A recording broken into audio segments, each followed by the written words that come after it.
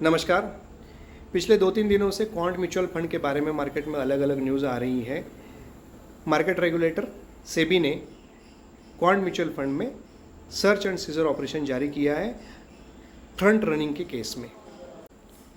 कई सारे निवेशक पैनिक हो रहे हैं और हमारे पास पूछ रहे हैं कि क्या क्वांट म्यूचुअल फंड में जो हमने निवेश किया है उसको हम निकाल लें।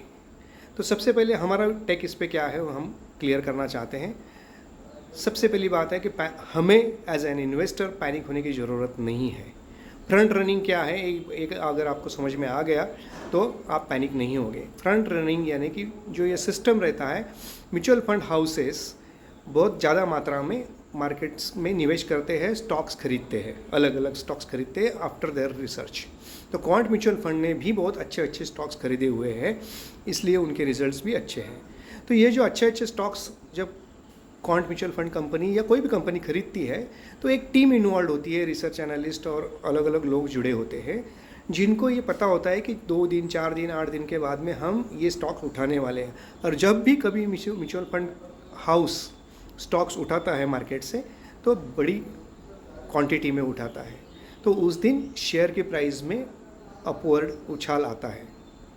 तो ये जो इन्फॉर्मेशन है, जो वो प्रोसेस में इन्वॉल्व लोग होते हैं उनमें से किसी ना किसी को इसकी जानकारी होती है और वो पर्सनल यूज़ के लिए ये इन्फॉर्मेशन का फ़ायदा उठाते हैं, यूज़ करते हैं इन्फॉर्मेशन का, जिसको हम इनसाइडर ट्रेडिंग भी बोलते हैं।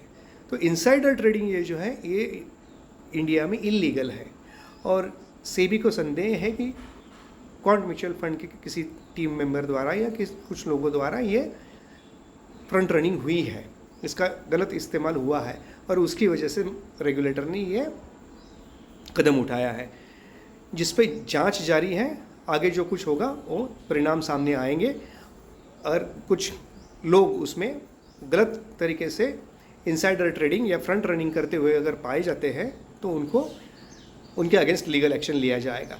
एज एन इन्वेस्टर हमें उसमें पैनिक होने की ज़रूरत नहीं है, क्योंकि अपना पैसा जो है स्टॉक्स में निवेश हो चुका है और क्वांट म्यूचुअल फंड ने भी अच्छे अच्छे स्टॉक्स रखे हैं, लिए हुए हैं। इसलिए एज एन इन्वेस्टर हमें पैनिक होने की ज़रूरत नहीं है। अगर आपका होराइजन लंबा है तो आप निश्चिंत होकर इसमें निवेशित रहिए और आपको अच्छा उसमें मुनाफा होगा।